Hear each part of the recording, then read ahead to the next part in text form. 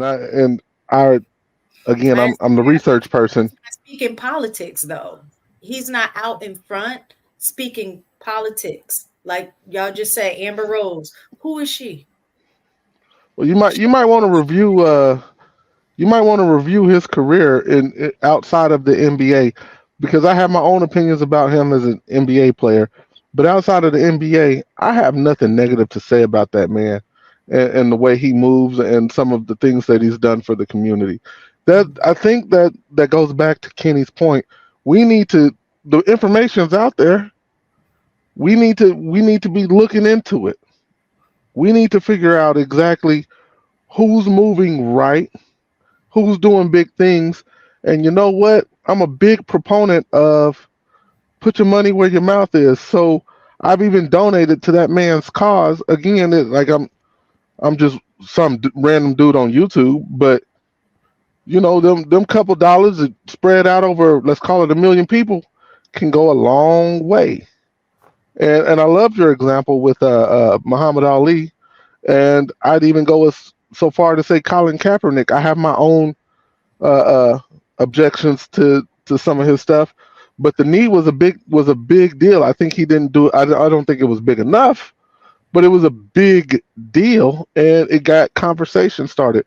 Like we really need to support people that are really putting in the work outside of however they make their money, right?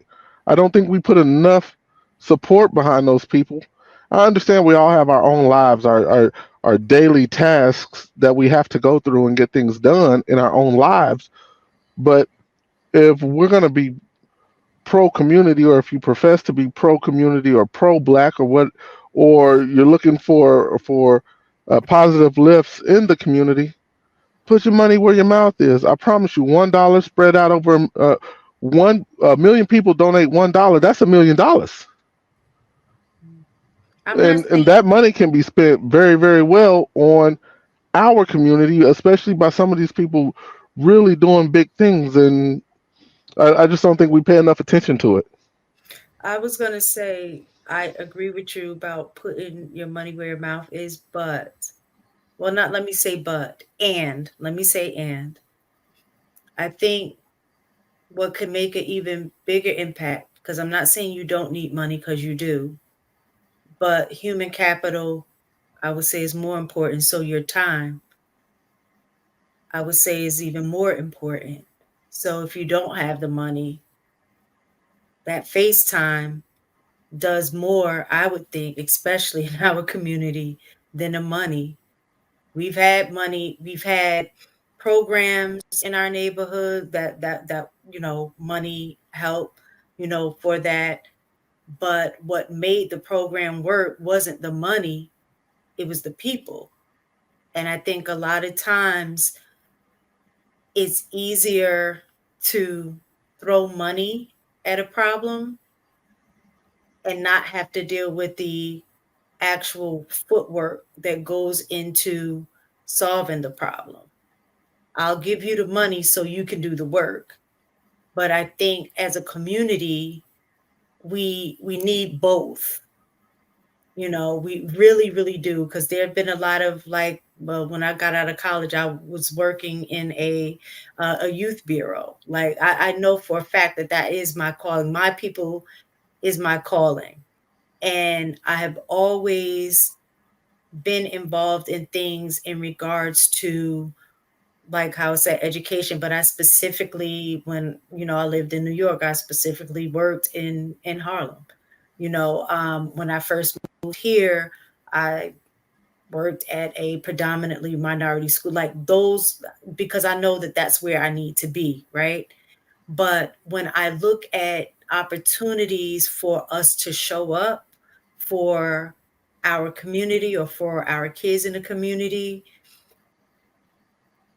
I don't see it as much as I would like it to. We tend to put that responsibility and say somebody else will do it, but we need to do it.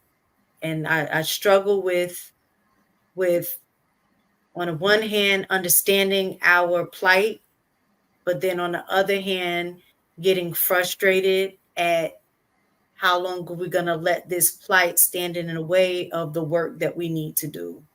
So it is a double-edged sword, being like how Kenny P was saying, at that grassroots effort aspect of it. It sometimes it gets very frustrating. I get upset at our people sometimes too.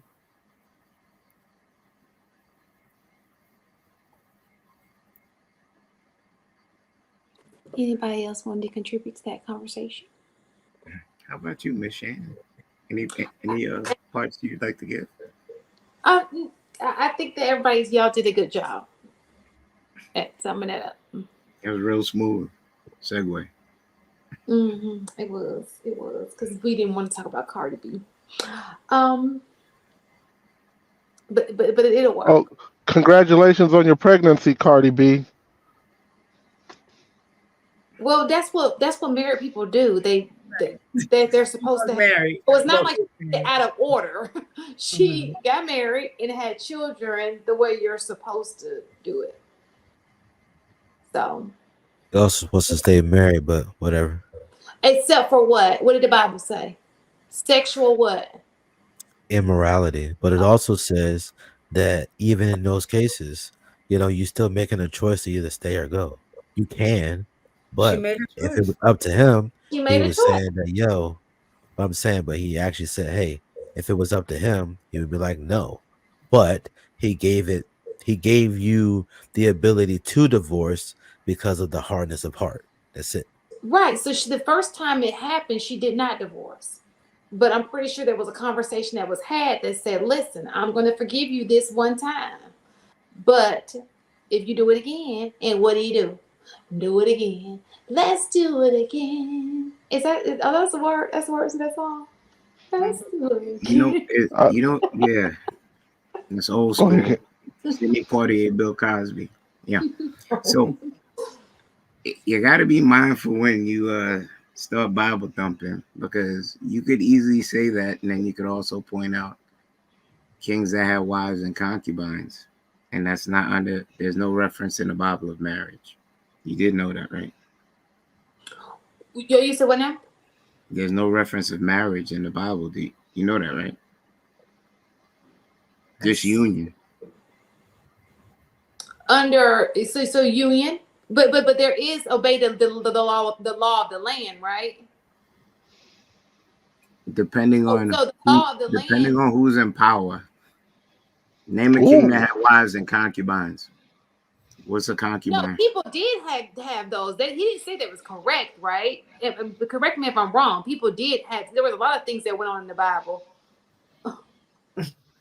that wasn't supposed to. You sure you want, Shan? You want to stand on that hill? So I want you to tell me the Bible verse that said it was okay to have a wife in that at the same time. I want you to show me the Bible verse that says that it was unacceptable and that they were Matthew speaks of even if you look at another person and you're married, it's adultery. Oh, well, you mean no, that's coveting, not adultery. That's coveting.